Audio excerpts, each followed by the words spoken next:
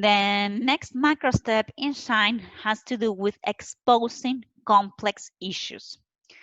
Finding solutions to eliminate places difficult to clean or when the maintenance is not effective.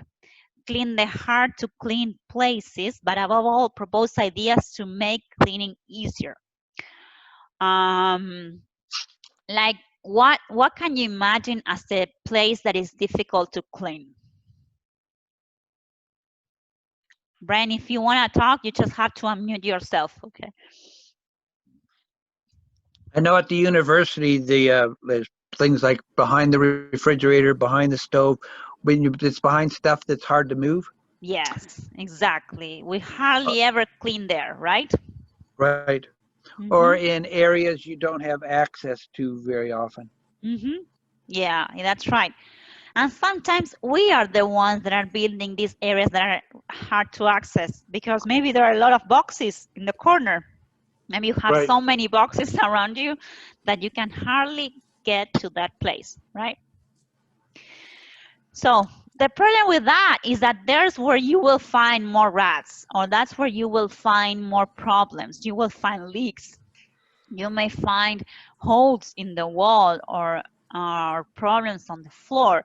So that's where you have to keep clean, and at least you have to define a schedule. Maybe again, you have a regular cleaning schedule and you have a deep cleaning for these hard to access places, but you need to include them in the schedule. Otherwise, they will never be clean.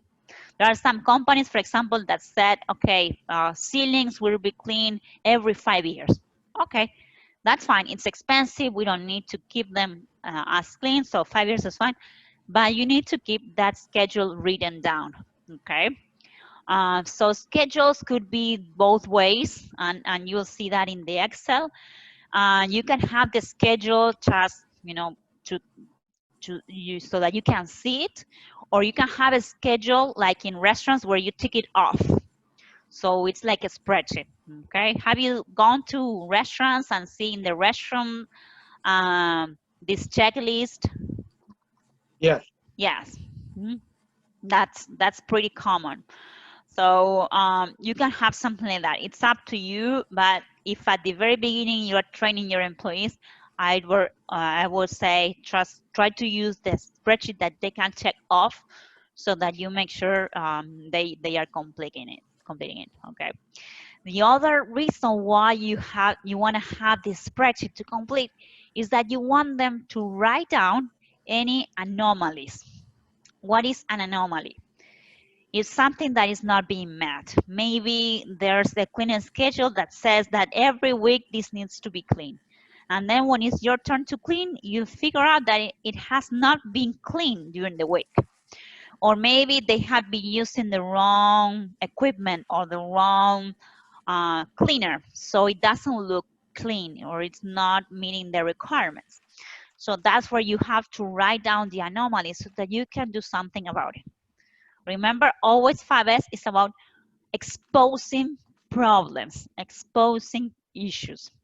If your employees are hiding the problems under the carpet, then you will have, after some time, you will have the mark of the square of the mat. Remember the picture we saw before? Right. And we don't want that, right? So Right. we don't need that. We want to avoid it. So let's work how to do it. So one way I use to keep people engaged on the complex issues is to have what I call a map with dirty areas. Mm? So let me see if I can explain it. This is the line where the people work, and they have defined different numbers. They have 10, 7, 8, 5, 6. Where those numbers show where they have more problems. It could be like a leak. They are described here. Some are clean behind the operator cabin, change the AC filter, level tools, what else? Clean the floor. So these are specific places where they always have issues, where it could be a chronic issue or could be something that needs to be fixed. So if we could have this kind of map done by the employee, okay, it doesn't need to be very engineer. And if the employee can do it, they can highlight where they always have problems. Maybe they have more scrap, or maybe they have dust because they use that table to cut, whatever. And their task is to cross them off through time. So they keep this map, and through time, okay, let's start solving the issue number one. Okay, work on that, go deep, solve it, cross it out, continue with the rest. So that's a way of exposing the complex issues and seeing how you can solve them in the long term. Any questions with this? What do you think? I think it's a good idea. Mm-hmm. Yeah, looks good. Looks like something that you can apply in your work areas. I'll draw it up for Somewhat. my wife and tell her that Louisiana said she has to follow it. Yeah, I know that many wives have been got mad about me because their husbands would never clean, and now they are obsessed with cleaning and telling them what to do. But yeah, no, please don't do that. Say that it was your idea, and All we are. right. I'll take all the credit. All right. So these are some of the pictures of the before and after that you can have. And as you can see, this second one really looks like brand new, right? Looks like you have a good table, good Cheers. chairs. Look at this one here. What do you see there? Plywood table. Wood table is that? Do you think it's new, or how Oh, do you? I'm sure it's old. Looks like old. Then someone draw on the board and nobody cleaned it. They just left, and that is not ready to use. Someone used that sheet of paper and nobody store it or clean it up or just trash it out. Then you see a lot of documentation, bags. Where do you see this in the second picture? It's the same place, huh? The same place.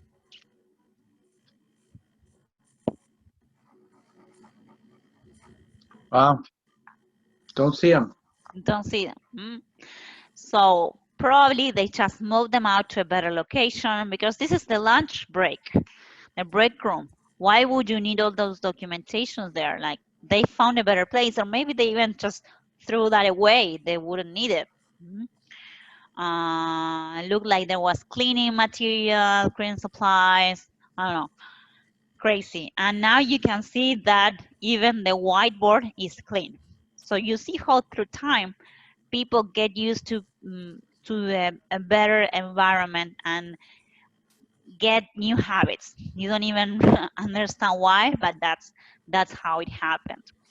I don't know if you ever read the book Leadership by Rudy Giuliani, the New York mayor.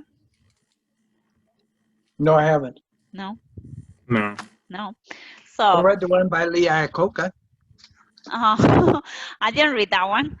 Um, I have to, but well, what I liked about this book on leadership was that whenever Rudy Giuliani was the mayor of New York, the aggression and all the problems that we're having with people in New York was terrible. They were having lots of robberies. They were having a lot of people killing other people, and the behavior was crazy. They were having all type of crimes. So one of the things that they noticed is that um, that most of the people were traveling several hours, maybe 1 hour or 1 hour and a half on the same train, and those trains looked terrible. They were all painted with graffitis. It was the worst thing ever. Inside, it was all dirty. There was trash around. So what's something that you really wouldn't like to travel in?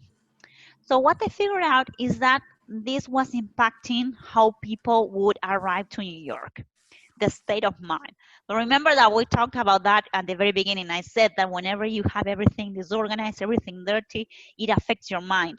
So keep your focus out on what you want to focus on, right? So it also stresses you out.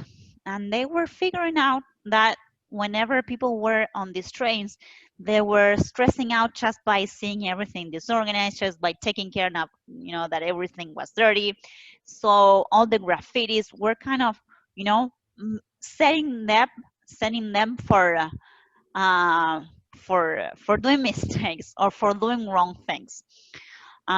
So they said, okay, let's going to at least set a great environment, set an environment that helps them enjoy the travel so that whenever they arrive to New York, they are not stressed out and they don't feel that they need, to do bad things. Um, so they started to clean the trains. But the next day, these gangs were all again writing the graffitis. So they said, okay, let's really fight it. Whenever they do it, we'll clean it again the next day. And they kept like that. It was like a cycle. They were cleaning, the other ones were getting it dirty. It was terrible. But through time, they won the war actually. The trains started to look much better. They were able to keep them clean for longer periods, and people started to change, believe it or not. They started to behave differently. They would arrive to New York with a different mood. They were not so stressed. So of course, we have mafia and we have other things that we cannot control. And let's say the truth, the trains and the environment cannot resolve everything. But of course, it really impacted and reduced a lot the crimes in the city. This proves, and there are many other studies that show that the environment affects how people feel and how people react. So whenever we have an environment like we see on the second picture, you have people having a lunch in a relaxed environment where they don't have documents all around, where they feel like they can work well and they can have some time off, which on the other side, the other picture, the first one, feels like pushing them, like, oh, there's so many things that we need to do, there's so many tasks or so many boxes around us, we need to keep working. Okay, so it's very important that we work on the environment, no matter if we have a workshop or we have an operating room or we have a sales department. Anything impacts the customers and impacts the employees, how they feel. Would you agree with that? Yeah. Yes. Did I convince you?